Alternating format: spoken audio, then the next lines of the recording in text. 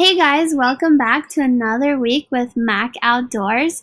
This week we'll be talking all about making ARs and all the options, as well as some dangers to being naive. Stay tuned.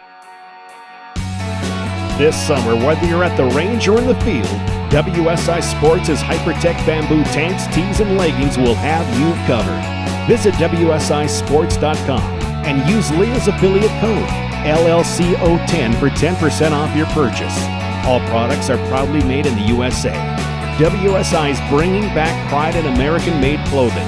Again, that code is LLCO10 for 10% off your order at WSISports.com. Hey everybody, welcome to the Mac Outdoors podcast, where a dynamic mother-daughter duo share their adventures, tips, and advice. I am Mia, and I'll be accompanied by the one and only daughter, Lea. It is time to get to outdoors, hunt, shoot, and spend time with family and friends. Let's get this show on the road. Hey guys, we're happy that you're here with us today. It's so exciting to be chatting with you again, and we're really excited about the topics that we have because we think that you can learn a lot, and we are learning a lot as well.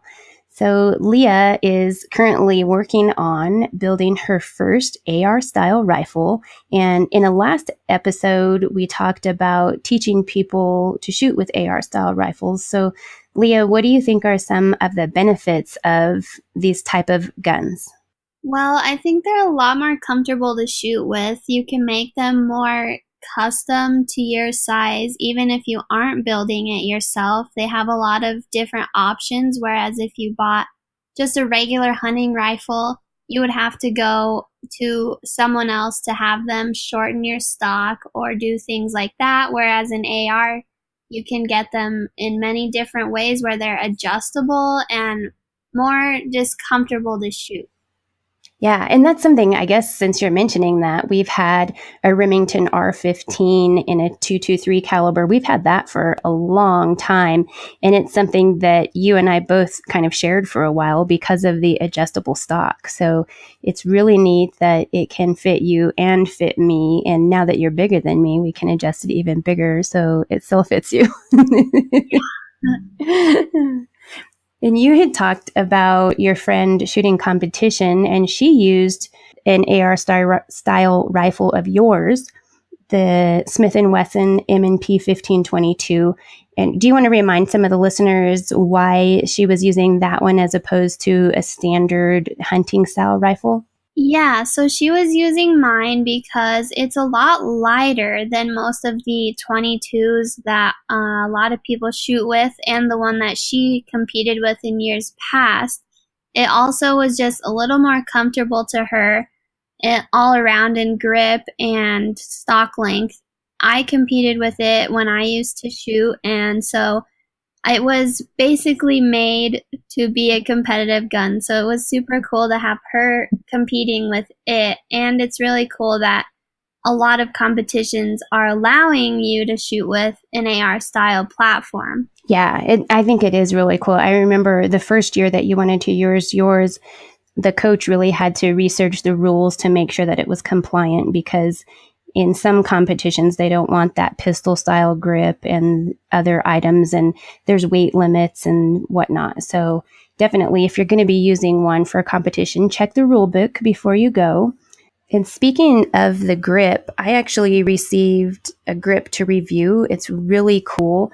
You have a screw and you loosen it, and then you squeeze the grip, and it has little flat plastic pieces that actually form to your hand. And so while you're squeezing it, then you tighten that screw back up, and it's like a customized grip that you can put right on your AR. It's pretty cool because you can make that grip not just a custom grip, but customized to your hand. So that was pretty neat. I'll have to share the name and details of that in the next episode. Yeah, that would be really nice. I know building an AR has been actually surprisingly super difficult, just because there are so many different options. Just like that, in grips alone, there's so many that you can have formed to your hand, or have the finger grooves in them, or don't have finger grooves that are like squishy or hard. And that's just in grips. And then there's always the barrels and the triggers, and just the whole lower and upper together is so much stuff. So when you're going into building an AR, it's really good to know what you want before you just jump right into it, because I just knew I wanted to build one, but I didn't know exactly what for. So it's definitely a learning experience. Yeah. And I think maybe that's something that you kind of learn after you build one. You're like, oh, I think I would rather have this. I mean, how many of our friends do you know that they don't just have one because they build one and then they're like, oh, I think I would rather have this. And then they build another one with a different type of things. So, and she's talking about the barrels, like you might want a longer barrel if you're using it for hunting, or you may want a shorter barrel for self-defense. And those are things that you need to consider when you're building it, because it's important. And the longer barrel is going to make you a more precise shooter. So that's something that you want to think about on your upper. And then the triggers, some people like a really light trigger. Some people like a roller trigger. And then some people like a heavy trigger or a reset type thing. So there's so many options and choices. It's actually fun if you can go shoot someone else's and then see what they have and what you like and don't like. So in stocks, you can also get fixed stocks, or you can get adjustable stocks. And in those, there are a million choices as well, as far as how far they adjust, or if it's a fixed stock, whether it's solid or whether it's tubular and hollow. And there's just such a plethora of things.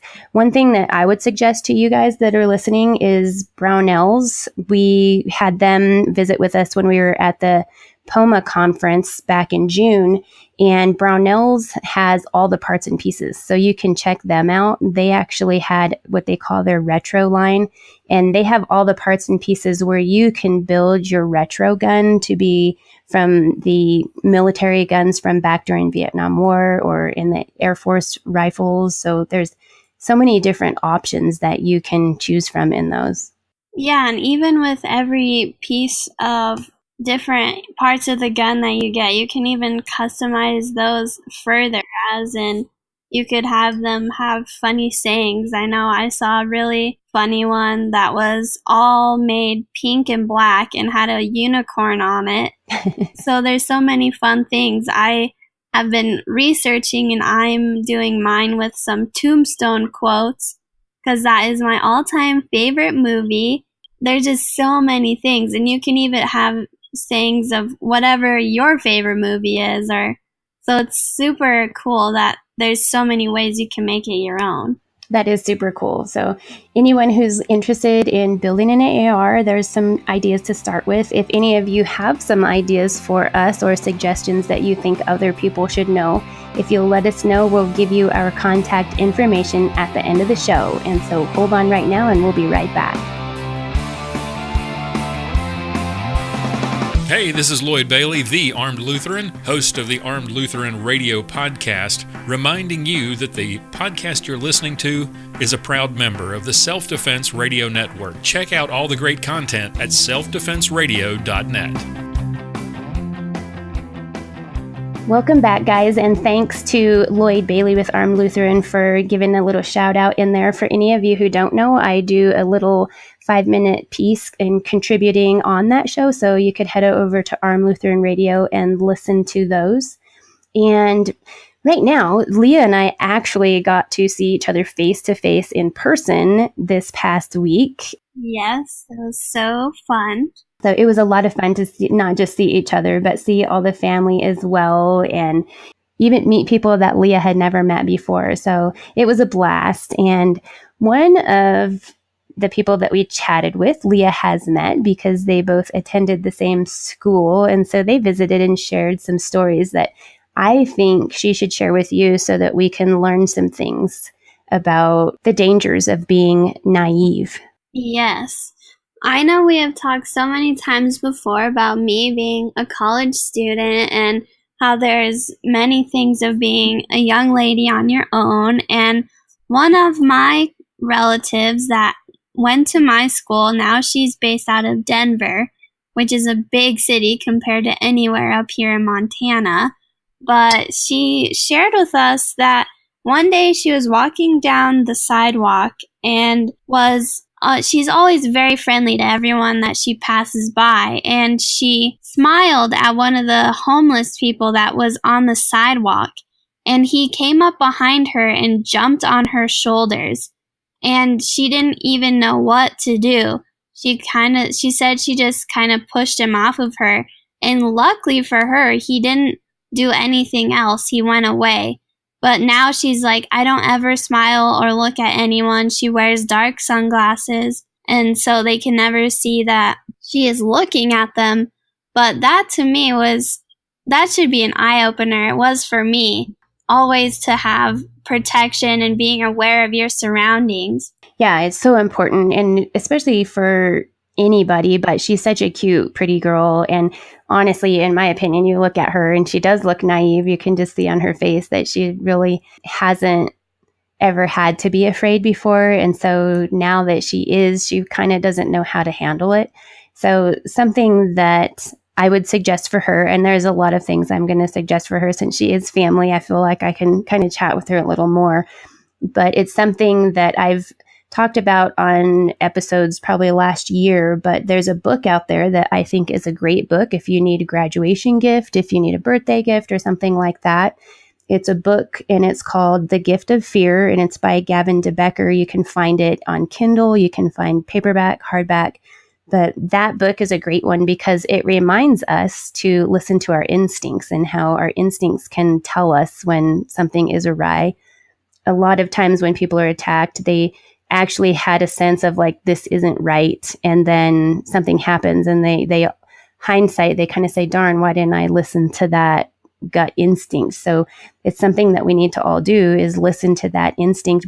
But that's one that I would recommend. What else do you think she could have, Leah? I think it's always good. It's really hard when you're under 21, but in her case, she's not. So of course, I would recommend concealed carry. I know that wasn't a situation that she would need to use it, but it's always nice to feel a little more protected. I know, as I've mentioned in some of our older episodes of me first being in college, I carry with me a flashlight that is also a taser, just in case I have any encounters on or off campus that I would maybe need to use that, which I hope I never would. But I also think she should really be aware of her surroundings at all time. I know that it's something no one really pays attention to these days. You notice everyone's always on their phone and always just kind of oblivious to the world around them. I think technology really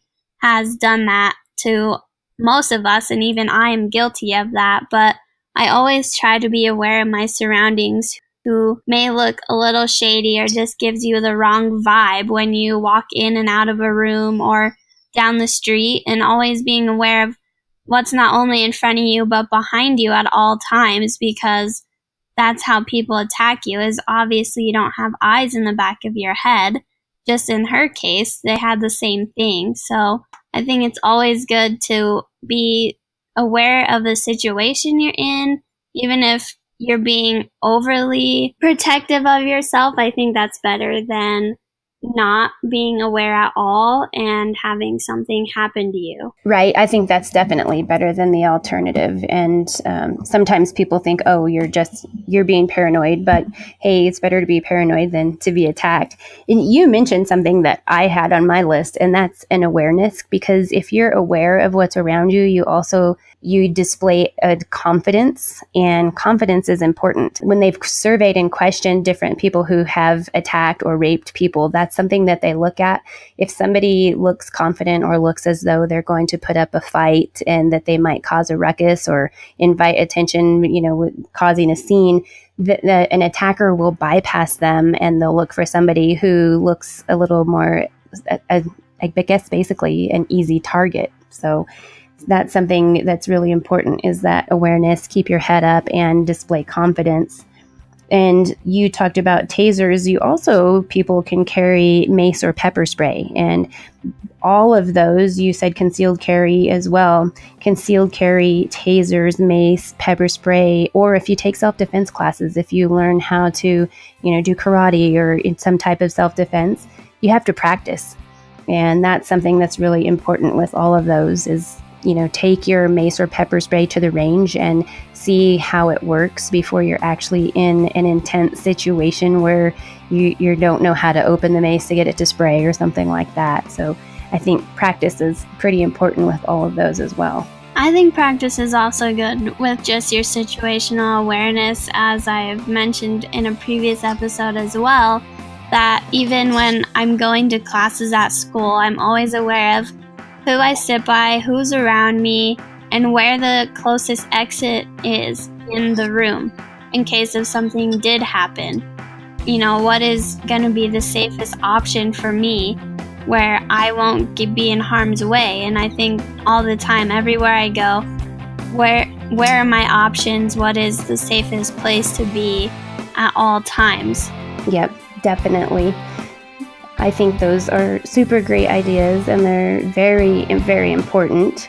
And hopefully we can reach out to our cousin and let her know some of these things. And if you, our listeners, have any questions or if you have ideas, again, I hope you'll let us know. We really would like to hear those. So those are just a few ideas on how to always be aware of where you are and people around you. If you have any questions, comments, concerns about anything we've talked about in this episode, don't be afraid to reach out at Mia Anstine on Instagram, Twitter, and Facebook, as well as Leah_Huntress on Instagram and Twitter. We'd love to hear from you guys, and thank you so much for tuning in. And if you're not already, please subscribe. We love hearing all of you guys and seeing all our awesome followers. Talk to you guys next week. Bye.